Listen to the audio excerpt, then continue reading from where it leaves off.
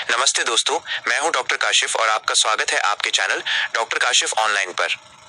NAAC की हमारी इस यात्रा में क्राइटेरिया 1, 2 और 3 अनुसंधान और नवाचार को समझने के बाद आज हम बात करेंगे चौथे और शायद सबसे ठोस मापदंड की, NAAC criteria 4, infrastructure and learning resources, बुनियादी ढांचा और शिक्षण संसाधन। दोस्तों, एक शानदार इमारत, अच्छी लाइब्रेरी और मॉडर्न क्लासरूम ही संस्थान की गुणवत्ता की नींव होते हैं। मैं खुद एक लाइब्रेरियन होने के नाते कह सकता हूं कि ये क्राइटेरिया सिर्फ ईंट सीमेंट की बात नहीं है, ये बात है सीखने के माहौल, लर्निंग इकोसिस्टम को बनाने की। आइए क्राइटेरिया 4 के उन 3 मुख्य उपभागों की इंडिकेटर्स को विस्तार से समझते हैं, जिनमें हर बारीक से बारीक चीज देखी जाती है। तो आइए शुरुआत करते हैं इसके सबसे पहले और सबसे ठोस भाग से। की इंडिकेटर 4.1 फिजिकल फैसिलिटीज, भौतिक सुविधाएं। भाग 1, संस्थान का भौतिक ढांचा, द फिजिकल इंफ्रास्ट्रक्चर। की इंडिकेटर 4.1 फिजिकल फैसिलिटीज, हर इमारत का जिक्र। 1, बिल्डिंग, ऑफिस और स्पेशल बिल्डिंग। की इंडिकेटर 4.1 में नैक देखता है कि आपके पास कौन कौन सी बिल्डिंग है और क्या वो छात्रों की संख्या के हिसाब से पर्याप्त है। 1, मुख्य प्रवेश द्वार और परिसर, द कैंपस। सबसे पहले संस्थान का गेट और पूरा परिसर, कैंपस कैसा है? क्या कैंपस हरा भरा है? क्या छात्रों के लिए पर्याप्त खुली जगह है? बाउंड्री वॉल और सुरक्षा व्यवस्था कैसी है? 2, शैक्षणिक भवन, एकेडमिक ब्लॉक्स। क्लासरूम, क्या क्लासरूम हवादार है, रोशनी अच्छी है और क्या हर क्लासरूम में आईसीटी, प्रोजेक्टर स्क्रीन, वाईफाई की सुविधा है? लैब्स, हर विषय डिपार्टमेंट के लिए अलग अलग लैब्स होनी चाहिए। क्या लैब्स में नए और सुरक्षित उपकरण, इक्विपमेंट है? विभाग, डिपार्टमेंट्स, क्या हर विभाग जैसे हिंदी विभाग, फिजिक्स विभाग के लिए अलग ऑफिस स्पेस है जहां शिक्षक बैठ सकें और छात्रों से मिल सकें? 3, प्रशासनिक ढांचा, एडमिनिस्ट्रेटिव इंफ्रास्ट्रक्चर। प्रशासनिक भवन, एडमिनिस्ट्रेटिव ब्लॉक, जहां सारे ऑफिस होते हैं। वाइस चांसलर का ऑफिस, क्या वीसी प्रिंसिपल के ऑफिस के साथ बोर्ड रूम और मीटिंग रूम है? परीक्षा नियंत्रक कार्यालय, कंट्रोलर ऑफ एग्जामिनेशन ऑफिस, एक बड़ा और व्यवस्थित ऑफिस जहां सभी परीक्षाएं और उनके रिकॉर्ड सुरक्षित रखे जाते हैं। एडमिनिस्ट्रेटिव ऑफिस, जहां छात्रों के दाखिले, एडमिशंस और रिकॉर्ड का काम होता है। 4, विशेष और सहायक भवन, special and auxiliary buildings. Library building, जरूरी बात, क्या लाइब्रेरी के लिए एक अलग और समर्पित बिल्डिंग है? अगर हाँ, तो ये बहुत बड़ा प्लस पॉइंट है। अगले भाग 4.2 में हम लाइब्रेरी की बारीकी से बात करेंगे। हॉस्टल और गेस्ट हाउस, क्या बाहर से आने वाले छात्रों के लिए अलग हॉस्टल, लड़कों और लड़कियों के लिए और बाहर से आने वाले शिक्षकों या मेहमानों के लिए गेस्ट हाउस की सुविधा है? स्पोर्ट्स कॉम्प्लेक्स, इंडोर और आउटडोर गेम्स के लिए अच्छी सुविधाएं। मेडिकल यूनिट, छात्रों और स्टाफ के लिए एक प्राथमिक उपचार केंद्र, फर्स्ट एड मेडिकल यूनिट होना चाहिए। कैंटीन और पार्किंग, ये भी बुनियादी सुविधाओं का हिस्सा है। क्या हर एक ब्लॉक तक पहुंचने के लिए साइन बोर्ड लगे हैं? 2, पर्यावरण और landscaping, sustainability and green cover. Landscaping, क्या कैंपस में सुंदर गार्डन, हरियाली और पेड़ पौधे हैं? यह छात्रों के लिए एक शांत और खुशनुमा माहौल बनाता है। जल प्रबंधन, वाटर मैनेजमेंट, बहुत खास पॉइंट, क्या संस्थान में रेन वाटर हार्वेस्टिंग सिस्टम है, यानी बारिश के पानी को जमीन में जमा करने की व्यवस्था? यह दिखाता है कि आप पर्यावरण के प्रति कितने जिम्मेदार हैं। ऊर्जा प्रबंधन, एनर्जी मैनेजमेंट, क्या कैंपस में सोलर पैनल लगे हैं? क्या बिजली बचाने के लिए एलईडी लाइट्स का इस्तेमाल होता है? 4.1 में नैक सिर्फ बिल्डिंग नहीं देखता, बल्कि ये देखता है कि आपका ढांचा आधुनिक, टिकाऊ, सस्टेनेबल और सुरक्षित है या नहीं। नैक यहाँ देखता है कि छात्रों की संख्या के हिसाब से जगह है या नहीं। क्लासरूम और लैब, द बेसिक्स, क्या क्लासरूम स्मार्ट क्लासरूम है? क्या उनमें ICT, information and communication technology tools जैसे प्रोजेक्टर, वाईफाई का इस्तेमाल होता है? क्या लैब्स छात्रों की संख्या के लिए पर्याप्त हैं और अपडेटेड हैं? जगह का इस्तेमाल, यूटिलाइजेशन, यहाँ ध्यान दें। नैक सिर्फ ये नहीं देखता कि कितनी बिल्डिंग है, बल्कि ये भी देखता है कि उस जगह का इस्तेमाल पूरे साल में कितनी देर होता है, यूटिलाइजेशन। खाली पड़ी इमारतें अच्छे अंक नहीं दिलाती। मेंटेनेंस, रखरखाव, क्या संस्थान के पास इमारतों और उपकरणों के रखरखाव, मेंटेनेंस के लिए कोई सही प्रक्रिया, स्टैंडर्ड ऑपरेटिंग प्रोसीजर -SOP है? क्या नियमित रूप से बजट आवंटित किया जाता है? एक लाइब्रेरियन होने के नाते मैं आपको बता सकता हूं कि किताबों को दीमक से बचाने के लिए या कंप्यूटर को ठीक रखने के लिए ये मेंटेनेंस कितना जरूरी है। 5, रखरखाव और बजट, मेंटेनेंस एंड बजट।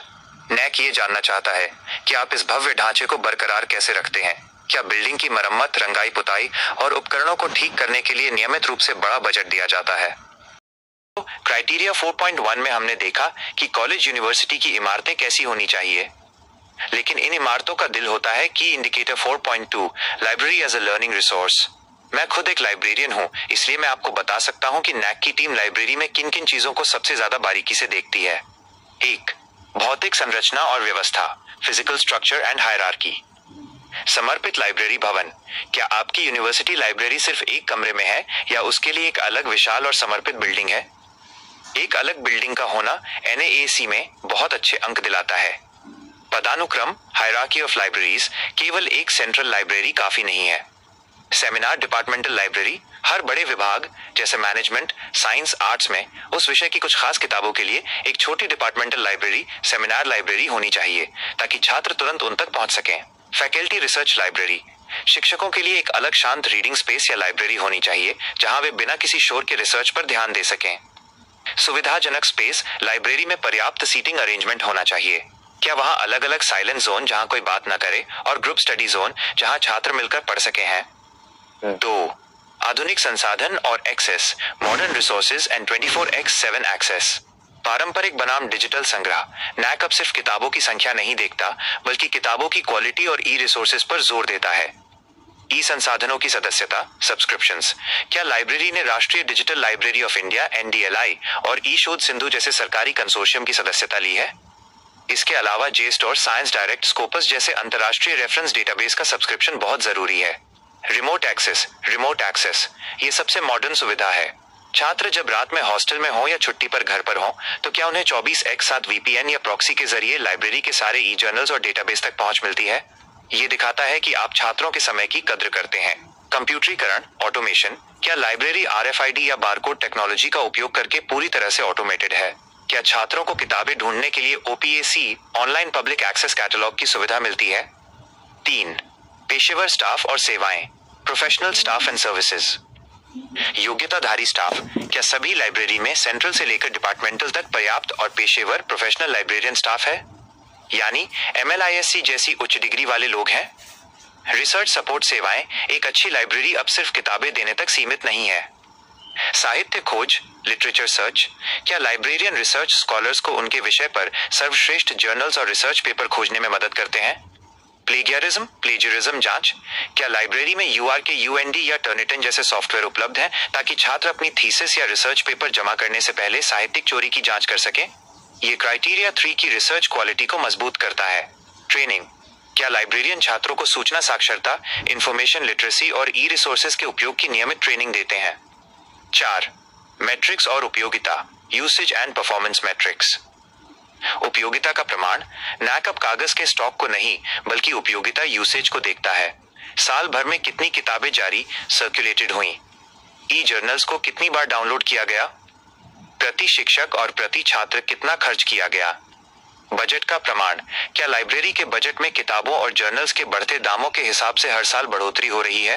दोस्तों, आज की लाइब्रेरी सिर्फ किताबों का गोदाम नहीं है बल्कि ये टेक्नोलॉजी का पावर हाउस है।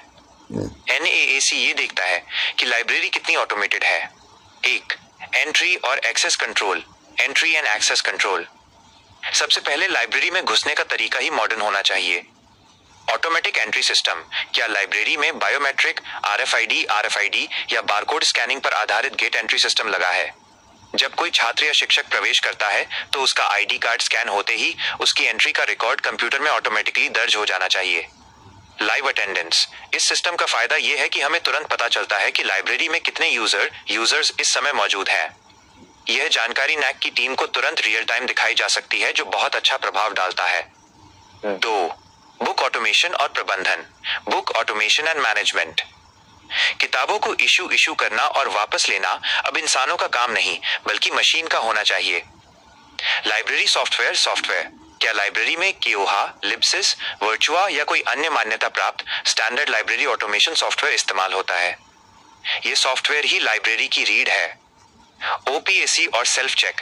छात्र कहीं से भी OPAC, online public access catalogue के जरिए किताब को ढूंढ सकते हैं। क्या छात्रों के लिए सेल्फ चेक इन चेकआउट की मशीनें लगी हैं? इससे लाइब्रेरियन का समय बचता है।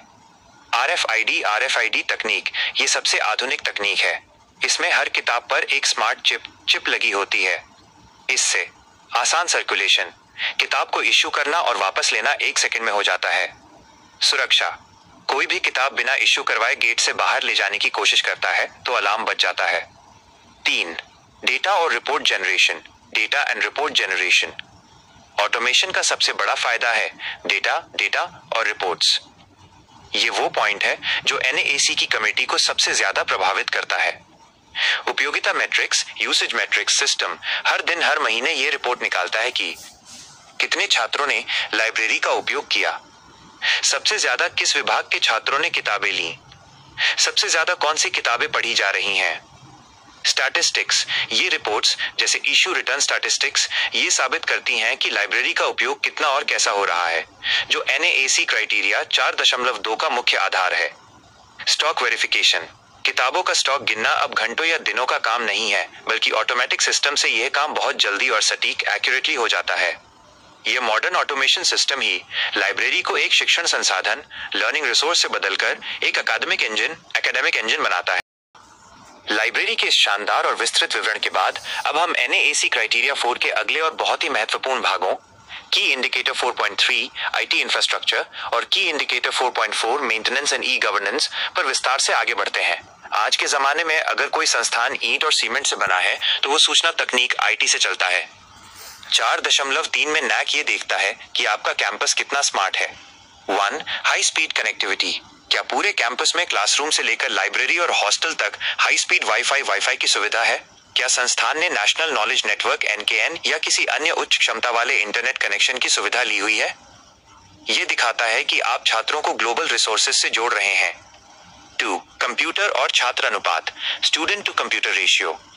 NAAC ये हिसाब लगाता है कि कितने छात्रों पर एक कंप्यूटर उपलब्ध है। यह अनुपात जितना बेहतर होगा, ग्रेड उतना ही अच्छा होगा। क्या कैंपस में एक बड़ा और आधुनिक सेंट्रल कंप्यूटर सेंटर है जहां छात्र क्लास के बाद भी काम कर सकें?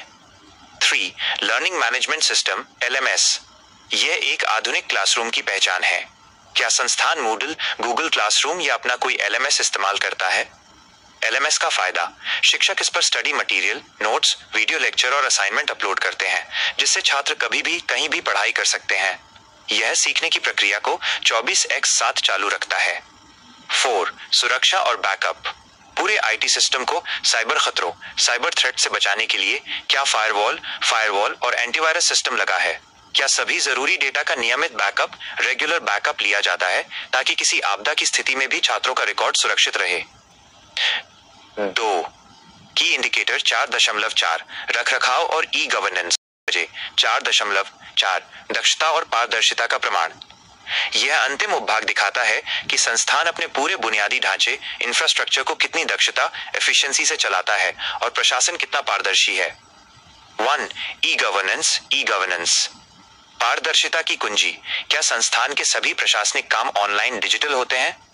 उदाहरण, छात्रों का दाखिला, एडमिशन, परीक्षा फॉर्म भरना, फीस जमा करना, रिजल्ट देखना और यहां तक कि कर्मचारियों की हाजिरी, अटेंडेंस भी डिजिटल होनी चाहिए।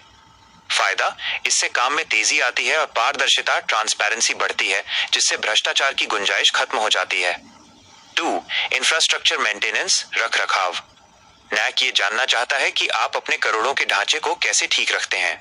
क्या आपके पास इमारतों, बिजली, पानी, लैब्स और IT उपकरणों के रखरखाव के लिए एक लिखित SOP स्टैंडर्ड ऑपरेटिंग प्रोसीजर है? क्या आप IT उपकरणों जैसे कंप्यूटर, प्रिंटर, सर्वर को नियमित रूप से बदलते, अपग्रेड, रिप्लेस हैं? ये दिखाने के लिए भी हर साल का बजट रिकॉर्ड होना जरूरी है।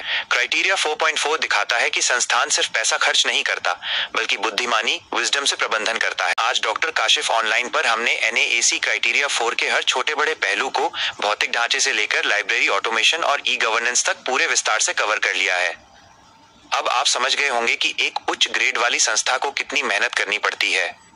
मुझे उम्मीद है कि ये विस्तार वाली जानकारी आपको बेहद पसंद आई होगी और आपके ज्ञान को जरूर बढ़ाया होगा। अगर आपको ये वीडियो पसंद आई है तो इसे लाइक करें, अपने सभी साथियों और जानने वालों के साथ शेयर करें और डॉक्टर काशिफ ऑनलाइन चैनल को सब्सक्राइब करना न भूलें। अगली वीडियो में हम NAAC की दुनिया के सबसे सामाजिक और भावनात्मक क्राइटेरिया यानी criteria 5 student support and progression की बात करेंगे। तब तक के लिए मुझे दीजिए इजाजत। धन्यवाद।